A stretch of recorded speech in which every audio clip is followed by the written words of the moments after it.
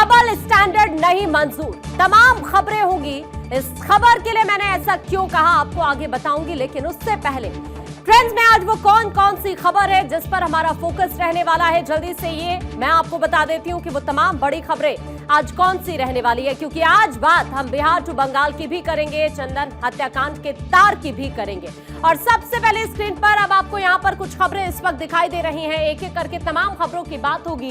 विपक्ष के महामंथन की बात भी होगी और साथ ही डबल स्टैंडर्ड मंजूर क्यों नहीं, इसकी भी बात करेंगे। ब्रिक्स से क्या ट्रंप डर गए हैं क्या, इसकी भी बात करेंगे। और साथ ही बात चंदन हत्याकांड की भी होगी। ब्रिक्स से ट्रंप डरे हैं, तमाम वो खबरें हम आपको इस वक्त बताएंगे। लेकिन सबसे पहले अब हम नजर डालते हैं कि वो कौन सी खबर है जो सबसे पहले इस वक्त फेसबुक पर ट्रेंड कर रही है। तो सबसे पहले देख लेते हैं जल्दी से कि फेसबुक पर वो कौन सी खबर है जो इस वक्त ट्रेंड कर रही है। मॉनसून सत्र, विपक्ष का महामंथन। दरअसल मॉनसून सत्र 21 जुलाई से शुरू होकर 21 अगस्त 2025 तक चलने वाला है। विपक्ष खासकर इंडिया गठबंधन आज 2 बैठकों को करने जा रहा है। पहली जो बैठक है शाम 7 बजे एक वर्चुअल मीटिंग होने वाली है और दूसरी जो मीटिंग है वो कांग्रेस अध्यक्ष मल्लिकार्जुन खड़गे के आवास पर एक व्यक्तिगत बैठक होगी। इन बैठकों का उद्देश्य संसद सत्र के लिए रणनीति तैयार करना और वर्तमान राजनीतिक स्थिति पर चर्चा करना है। विपक्ष कई अहम मुद्दे हैं जिनको उठाने की तैयारी कर रहा है, जिसमें किसानों का मुद्दा है, यानी एमएसपी और किसान कल्याण योजनाओं पर सरकार से जवाब मांगने की संभावना जरूर इस सत्र में रहेगी, जिसको लेकर रणनीति यहां पर तैयार होगी। इसके अलावा अहमदाबाद में जो हादसा हुआ, विमानन सुरक्षा और जांच पर जोर विपक्ष का कहीं ना कहीं रहने वाला है। इसके अलावा चुनाव आयोग के फैसले की बात करें, बिहार में मतदाता सूची के विशेष संशोधन पर भी देखिए सवाल यहां पर जरूर विपक्ष की तरफ से उठाए जाएंगे, जिसको लेकर रणनीति यहां पर तैयार होगी। इसके अलावा पहलगाम आतंकी हमले की अगर हम बात करते हैं तो जम्मू कश्मीर में अभी करंट सिचुएशन किस तरह की है, इसको लेकर भी यहां पर चर्चा संभावित मानी जा रही है। ऑपरेशन सिंदूर की बात करें तो आतंकवाद विरोधी अभियानों की प्रभावशीलता पर भी सवाल विपक्ष के जरूर रहने वाले हैं। जम्मू कश्मीर को पूर्ण राज्य का दर्जा यानी अनुच्छेद 370 हटने के बाद की स्थिति और साथ ही केंद्र शासित प्रदेश की स्थिति पर भी यहां पर बहस होने की पूरी संभावना है। कुल मिलाकर ये दोनों बैठकों की जब हम बात करते हैं तो विपक्ष की तरफ से आज यहां पर रणनीति तैयार की जाएगी, क्योंकि सरकार को कई ऐसे मुद्दे हैं जिनका मैंने अभी जिक्र किया, उन पर घेरने और साथ ही संसद में चर्चा के लिए दबाव बनाने की रणनीति विपक्ष की तरफ से यहां पर आज तैयार की जाएगी। इसके अलावा इंडी गठबंधन के नेताओं की एकजुटता दिखाने की कोशिश यहां से होगी ताकि सरकार के खिलाफ एक मजबूत विपक्षी मोर्चा पेश किया जा सके। वर्चुअली और व्यक्तिगत दोनों बैठकें ये सुनिश्चित करेंगी कि सभी सहयोगी दलों के बीच तालमेल बना रहे। अब इसका इंपैक्ट किस तरह का हो सकता है ये आपके लिए समझना बहुत जरूरी है। विपक्ष की एकजुटता और आक्रामक रुख से संसद में हंगामे की स्थिति जरूर बन सकती है, खासकर अगर सरकार इन मुद्दों पर ठोस जवाब नहीं देती। कुछ ऐसे मुद्दे भी हैं जिन पर सर्वदलीय सहमति बनने की संभावना है, जैसे राष्ट्रीय सुरक्षा और जम्मू कश्मीर की स्थिति, लेकिन राजनीतिक तनाव बढ़ जरूर सकता है। संसद सत्र से पहले केंद्र सरकार ने भी सभी दलों की एक सर्वदलीय बैठक बुलाई है, जो संभवतः कल होने वाली है। इस मीटिंग में संसद के सुचारू संचालन के लिए एजेंडा और साथ ही सहमति बनाने पर भी चर्चा होने वाली है। सरकार इस बैठक में सभी दलों से सत्र के सुचारू संचालन के लिए सहयोग जरूर मांगेगी। साथ ही साथ कुछ विधेयक हैं, जैसे वित्त विधेयक की बात करें या फिर अन्य नीतिगत प्रस्तावों की बात करें तो इन पर भी चर्चा यहां पर शुरू हो सकती है। अब सवाल विपक्ष की भूमिका को लेकर भी उठते हैं, क्योंकि विपक्ष इस मीटिंग में अपने मुद्दों को जोर शोर से उठाएगा और संसद में इन पर चर्चा की मांग भी विपक्ष की रहने वाली है। ये मीटिंग विपक्ष के लिए अपनी मांगों को औपचारिक रूप से सरकार के सामने रखने का एक मंच जरूर होगी। अब इसके परिणाम किस तरह के हो सकते हैं, एक बार इस पर भी जल्दी से नजर डालने की जरूरत है, क्योंकि अगर सरकार और विपक्ष के बीच कई मुद्दों को लेकर सहमति जरूर बन सकती है तो सत्र का पहला हफ्ता शांत तो रह सकता है, लेकिन अगर विपक्ष अपनी मांगों पर अड़ा रहता है और सरकार जवाब देने में विफल रहती है तो सत्र में व्यवधान की संभावना जरूर बढ़ जाएगी। यानी इंडी गठबंधन ने हाल के लोकसभा चुनाव में आप जानते हैं कि अच्छा प्रदर्शन किया है, जिससे विपक्ष का आत्मविश्वास जरूर बढ़ गया है। ये गठबंधन संसद में सरकार को कठिन सवालों का सामना करने के लिए मजबूर जरूर करेगा। अब यहां से सरकार की रणनीति किस तरह की हो सकती है? देखिए, सरकार की कोशिश यही होगी कि वो विपक्ष की मांगों को संतुलित करे और संसद का समय विधायक कार्यों के लिए जरूर इस्तेमाल करे। लेकिन इस पूरे के पूरे सत्र में तीखी बहस, हंगामे और कई सारे ऐसे मुद्दे भी हैं जिन पर सहमति का मिश्रण देखने को मिलेगा। साथ ही विपक्ष की एकजुटता और सरकार की अगर प्रतिक्रिया की हम बात करते हैं तो सत्र की दिशा तय करेगी। कुल मिलाकर विपक्ष की आज की ये मीटिंग संसद सत्र के लिए तो उसकी रणनीति को मजबूत करने का एक इंपॉर्टेंट स्टेप है। ये मीटिंग विपक्ष को एकजुट होने और साथ ही सरकार पर दबाव बनाने का अवसर देगी। दूसरी तरफ सर्वदलीय बैठक में सहमति और टकराव दोनों की संभावना है। सत्र के दौरान राष्ट्रीय सुरक्षा, आर्थिक मुद्दों और साथ साथ जम्मू कश्मीर जैसे कई इंपॉर्टेंट टॉपिक्स हैं जो यहां पर छाए रहेंगे। अब आगे बढ़ेंगे, जल्दी से कुछ और खबरें देखेंगे और अब देखते हैं कि एक्स पर वो कौन सी खबर है जो इस वक्त ट्रेंड कर रही है। भारत की दो टूक, डबल स्टैंडर्ड नहीं मंजूर। दरअसल मोदी सरकार अपनी विदेश नीति और भारत के लोगों के हित को लेकर कितनी स्पष्ट है, इसकी एक और नजीर केंद्र सरकार ने पेश की है। मामला ईयू यानी यूरोपियन संघ के रूस पर उस प्रतिबंध से जुड़ा हुआ है जिसका असर भारत पर भी पड़ रहा है।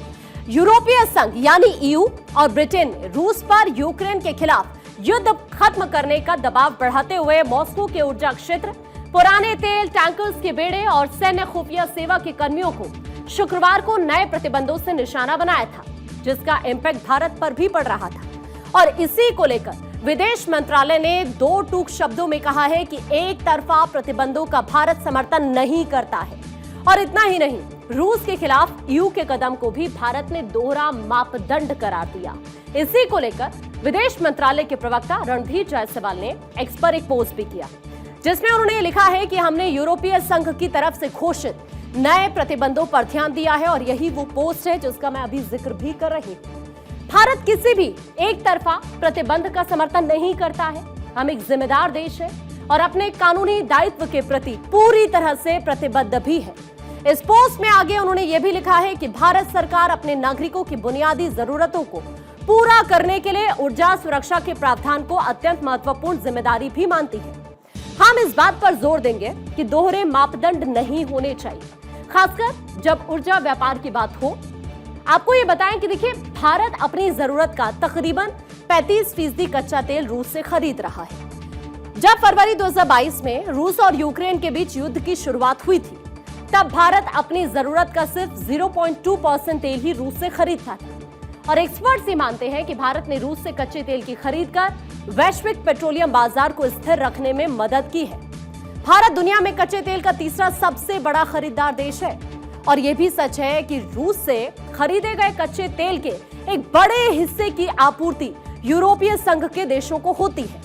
इस हकीकत को ये देश समझते हैं, तभी वो रूस से तेल बिक्री पर पूरी तरह से प्रतिबंध नहीं लगाते, बल्कि उसकी कीमत घटाने की कोशिश जरूर करते हैं। और यही वजह है कि यूरोपीय संघ अब वो चाल चल रहा है जो दोहरे मापदंड वाली है, यानी रूस पर प्रतिबंध। ईयू का डबल गेम कतई मंजूर नहीं होगा। यूक्रेन युद्ध को लेकर रूस पर यूरोपीय संघ के नए प्रतिबंधों में रोसनेफ्ट के स्वामित्व वाली एक भारतीय तेल रिफाइनरी पर प्रतिबंध और साथ ही रूसी तेल की कीमतों में कमी शामिल है।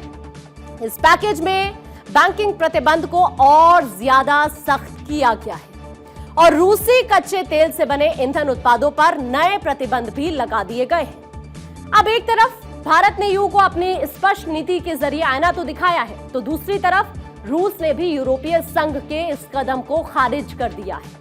रूस के राष्ट्रपति भवन के प्रवक्ता दमित्री पेस्कोव ने यूरोपीय संघ के इस कदम को खारिज करते हुए कहा है कि हम इस तरह के एक तरफा प्रतिबंधों को गैर कानूनी मानते हैं और साफ है कि रूस पर लगातार यूरोपीय देश जिसमें अमेरिका और नाटो भी दबाव बनाने में जुटे हुए हैं। अभी हाल ही में नाटो के महासचिव मार्क रूट ने ब्रिक्स देशों को रूस से संबंध तोड़ने के लिए प्रेशर भी बनाया था।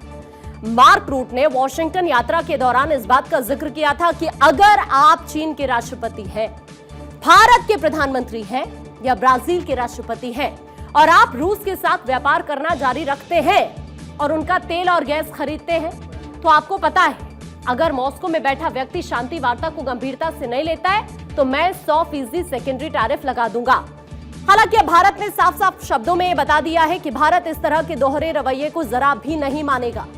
भारत ऐसी धमकियों से डरने वाला नहीं है और वो वही करेगा जो उसकी विदेश नीति और उसके देशवासियों के लिए बेहतर होगा। तो भारत ने क्लियर कर दिया है। अब आगे बढ़ेंगे, एक और खबर देखते हैं कि इस वक्त एक्स पर क्या ट्रेंड कर रहा है। आइए जल्दी से देख लेते हैं। ब्रिक्स से डरे ट्रंप, टैरिफ पर। दरअसल अमेरिकी राष्ट्रपति डोनाल्ड ट्रंप ने एक बार फिर ब्रिक्स समूह के देशों से आयात पर 10% टैरिफ लगाने की धमकी दी है और ट्रंप की यह धमकी वैश्विक व्यापार में तनाव को बढ़ा सकती है। यह कदम विशेष रूप से भारत और चीन जैसे देशों को प्रभावित जरूर कर सकता है, जो अमेरिका के साथ बड़े व्यापारिक साझेदार हैं। अब इसका मकसद क्या है, समझने की ये जरूरत है, क्योंकि ट्रंप की ये नीति अमेरिकी अर्थव्यवस्था को संरक्षणवादी दृष्टिकोण अपनाकर अमेरिका फर्स्ट नीति को मजबूत करने की दिशा में नजर जरूर आती है। टैरिफ लगाने से आयातित वस्तुओं की कीमतें जरूर बढ़ सकती हैं, जिससे अमेरिकी उपभोक्ताओं पर महंगाई का दबाव भी पड़ सकता है। अब आपके लिए इंपॉर्टेंट ये है कि भारत पर इसका इंपैक्ट किस तरह का हो सकता है, क्योंकि भारत एक ब्रिक्स संस्थापक सदस्य के रूप में इस टैरिफ से प्रभावित हो सकता है। अब ट्रंप ने डॉलर को वैश्विक आरक्षित मुद्रा के रूप में बनाए रखने पर जोर दिया, क्योंकि ब्रिक्स देशों, विशेष रूप से रूस और चीन ने हाल ही के सालों में डॉलर के प्रभुत्व को कम करने के लिए वैकल्पिक मुद्रा प्रणालियों, जिसमें युआन है और डिजिटल मुद्रा भी है, इन पर काम किया है। ट्रंप की टिप्पणी इस दिशा में एक चेतावनी है कि अमेरिका अपनी वित्तीय प्रभुता को चुनौती देने वाले किसी भी प्रयास को बर्दाश्त नहीं करेगा। अब ब्रिक्स की चुनौती किस तरह की है, समझिए। ब्रिक्स देशों ने हाल ही में वैश्विक वित्तीय प्रणाली में सुधार और वैकल्पिक भुगतान तंत्र विकसित करने पर चर्चा की है। ट्रंप का ये स्टेटमेंट ब्रिक्स की इन कोशिशों को कमजोर करने की रणनीति भी हो सकता है। ट्रंप की टिप्पणी कि ब्रिक्स तेजी से खत्म हो रहा है, समूह की आंतरिक एकता पर सवाल उठाती है। ब्रिक्स देशों के बीच आर्थिक और भू राजनीतिक हितों में मतभेद है और ट्रंप इस कमजोरी का फायदा उठाने की कोशिश भी कर सकते हैं। डोनाल्ड ट्रंप की तरफ से कई बड़ी बातों का जिक्र किया गया। समझने की जरूरत यह भी है कि इसका वैश्विक प्रभाव किस तरह का हो सकता है, लेकिन उससे पहले आप एक बार सुनिए कि डोनाल्ड ट्रंप की तरफ से क्या कुछ कहा गया है। You have this little group called BRICS. It's fading out fast, but BRICS is, they wanted to try and take over the dollar, the dominance of the dollar and the standard of the dollar. And I said, anybody that's in the BRICS consortium of nations, we're going to tariff you 10%. And they had a meeting the following day and almost nobody showed up. They said, leave me alone. They didn't want to be tariffed, did they, Howard? Huh? So it's amazing. No, we're not going to let the dollar slide. If we have a smart president, you're never going to let the dollar slide. If you have a dummy, that could happen. Like the last one, he would, if you ever asked him about the dollar sliding, he would have no idea. But we can't let that ever happen again. तो Donald Trump को तो आपने सुना, लेकिन उनके statement का वैश्विक प्रभाव किस तरह का हो सकता है, अब आपके लिए यह भी समझना बहुत ज्यादा इंपॉर्टेंट है। ब्रिक्स ग्लोबल साउथ का एक इंपॉर्टेंट मंच है, जो G7 जैसे पश्चिमी समूह के जवाब में उभरा है और ट्रंप का यह बयान ब्रिक्स की बढ़ती वैश्विक प्रासंगिकता को कमजोर करने का प्रयास भी हो सकता है। अब यहां पर सवाल अमेरिका और भारत के रिलेशंस को लेकर भी उठ रहे हैं, क्योंकि भारत और अमेरिका के बीच हाल ही के सालों में रणनीतिक साझेदारी मजबूत हुई है, खासकर क्वाड जैसे मंचों के जरिए। हालांकि ट्रंप की यह धमकी भारत अमेरिका व्यापारिक संबंधों में तनाव पैदा जरूर कर सकती है। अब यहां से डोनाल्ड ट्रंप ने कहीं ना कहीं चीन और रूस पर भी निशाना जरूर साधा है, क्योंकि ट्रंप का बयान मुख्य रूप से चीन और रूस जैसे देशों को लक्षित करता प्रतीत होता है, जो ब्रिक्स के भीतर डॉलर विरोधी नीतियों को बढ़ावा दे रहे हैं। भारत, जो इन दोनों ही देशों के साथ ब्रिक्स में सहयोग करता है, उनको अपनी कूटनीति में संतुलन बनाना ही होगा। ट्रंप की रणनीति ये क्या हो सकती है, समझते हैं, क्योंकि ट्रंप की ये धमकी उनकी पुरानी आर्थिक राष्ट्रवाद की नीति का हिस्सा है। वो व्यापार युद्ध और साथ साथ टैरिफ जैसे उपकरणों का उपयोग कर अमेरिकी हितों को प्राथमिकता जरूर देना चाहते हैं। ये बयान 2024 के अमेरिकी राष्ट्रपति चुनाव के बाद उनकी नीतियों का हिस्सा भी हो सकता है, जहां वो अपनी कठोर छवि को मजबूत करना चाहते हैं। ट्रंप की यह धमकी ब्रिक्स देशों के लिए एक चेतावनी है कि अमेरिका वैश्विक व्यापार और साथ ही वित्तीय प्रणाली में अपनी प्रभुता को बनाए रखने के लिए आक्रामक कदम जरूर उठा सकता है। भारत को इस स्थिति में सावधानी से कदम उठाने होंगे, जिससे वो ब्रिक्स के साथ अपनी प्रतिबद्धता और अमेरिका के साथ रणनीतिक साझेदारी में संतुलन बनाए रखे। साथ ही टैरिफ जैसे कदमों से भारतीय निर्यातकों को नुकसान भी हो सकता है, जिसके लिए भारत को वैकल्पिक बाजारों और साथ साथ रणनीतियों पर भी फोकस करना होगा। तो इस लिहाज से समझे तो भारत के लिए ये कदम बहुत इंपॉर्टेंट हो जाते हैं। अब आगे बढ़ते हुए जल्दी से देखते हैं YouTube पर आखिरकार वो कौन सी खबर है जो इस वक्त ट्रेंड कर रही है। आइए, बिहार टू बंगाल चंदन हत्याकांड की तार। अब बात उस हत्याकांड की जिसकी तस्वीरों ने पूरे देश को डराया था। पटना के पारस अस्पताल में गैंगस्टर चंदन मिश्रा हत्याकांड के सीसीटीवी फुटेज ने कई तरह के सवाल बिहार की कानून व्यवस्था और बिहार के सुशासन राज पर खड़े किए। जिस तरह से बेखौफ बदमाशों ने चंदन हत्याकांड को अंजाम दिया, ताबड़तोड़ गोलियां चलाकर अस्पताल में भर्ती हुए चंदन को मौत के घाट उतारा और उसके बाद जश्न मनाते हुए हथियारों की दूसरी तस्वीर भी सामने आई। उसने हर किसी को हैरान भी किया। साथ ही यह भी बताया कि बिहार में अब अपराधी बेलगाम हो चुके हैं, लेकिन अब पुलिस ने अपना एक्शन दिखाते हुए इस हत्याकांड के 5 आरोपियों को गिरफ्तार भी कर लिया है। लेकिन ये आरोपी बिहार से करीब 550 किलोमीटर दूर पश्चिम बंगाल से गिरफ्तार किए गए हैं। ऐसे में हर किसी के मन में कई सारे सवाल हैं और शक गहरा रहा है कि बिहार टू बंगाल क्या चंदन हत्याकांड के तार जुड़े हुए हैं, क्योंकि बिहार एसटीएफ ने पूरी तत्परता दिखाते हुए पश्चिम बंगाल से इस दुर्दांत हत्याकांड के 5 आरोपियों को गिरफ्तार किया है। सूत्रों का यह कहना है कि बंगाल में बिहार पुलिस की छापेमारी लगातार चल रही है। अभी कुछ और गिरफ्तारियां भी यहां पर हो सकती है, जिसमें तौसीफ और बादशाह जो इस हत्याकांड का मुख्य आरोपी था, हालांकि वो अभी भी पुलिस की पकड़ से दूर है। चंदन मिश्रा हत्याकांड को लेकर ये जो गिरफ्तारियां हुई हैं, इनको लेकर एसटीएफ और पटना पुलिस की टीम अपनी पीठ जरूर थपथपा रही है, लेकिन जिस तरह से बदमाशों ने इस दिल को दहला देने वाले हत्याकांड को अंजाम दिया था, वो पटना पुलिस पर बड़े सवाल भी खड़े करती है। वहीं पुलिस अभी भी मुख्य आरोपी को गिरफ्तार नहीं कर पाई है। दरअसल चंदन मिश्रा हत्याकांड में तौसीफ और बादशाह, बलवंत, अभिषेक, मन्नू सिंह, नीलेश समेत कुल मिलाकर ये 6 आरोपी हैं जिनके नाम सामने आए थे। अपराधियों के पश्चिम बंगाल में होने की इंफॉर्मेशन मिलने के तुरंत बाद ही पुलिस अधिकारियों ने छापेमारी टीम को फ्लाइट से वहां पर भेजा।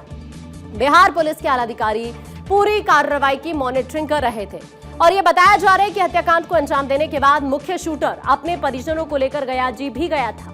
गयाजी से पुलिस ने परिजनों को हिरासत में लिया था। सूत्र ये भी बताते हैं कि परिजनों ने ही पुलिस को बादशाह के पश्चिम बंगाल भागने की जानकारी दी थी। हालांकि अभी भी तौसीफ फरार चल रहे। लगातार ये जो आपराधिक घटनाएं इस वक्त हो रही हैं बिहार में, इसी की वजह से बिहार की राजनीति भी गरमाई हुई है।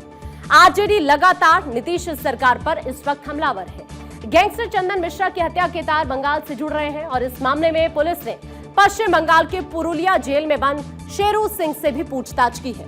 दरअसल पश्चिम बंगाल के पुरुलिया जिले की जेल में बंद शेरू सिंह और ओमकार सिंह से पूछताछ में यह भी पता चला है कि वो चंदन मिश्रा का पुराना दोस्त था और दोनों के बीच एक बड़ी लूट के बंटवारे को लेकर विवाद भी चल रहा था। अब माना यह भी जा रहा है कि शेरू सिंह ने ही हत्या की सुपारी भी दी थी, लेकिन अब सभी की निगाह इस बात पर है कि आखिरकार अब पुलिस का अगला कदम क्या होगा, क्योंकि 5 आरोपी गिरफ्तार कर लिए गए हैं, एक अभी भी बाकी। अब आगे बढ़ेंगे फेसबुक पर और कौन सी खबर इस वक्त ट्रेंडिंग में है, देखते हैं। कुदरत का प्रहार, आफत मूसलाधार। सावन में चूंकि मानसून जमकर बरस रहा है, हाल ही में मौसम विभाग की तरफ से अगले कुछ घंटों के दौरान कई ऐसे राज्य हैं जहां पर भारी से भारी बारिश का अलर्ट भी जारी किया है। मौसम विभाग ने हाल ही में चेतावनी जारी करते हुए बताया है कि आज राजस्थान, दिल्ली एनसीआर, यूपी, बिहार, हरियाणा, पंजाब समेत हिमाचल प्रदेश, उत्तराखंड और साथ ही जम्मू कश्मीर में आंधी तूफान के साथ तेज बारिश जरूर हो सकती है।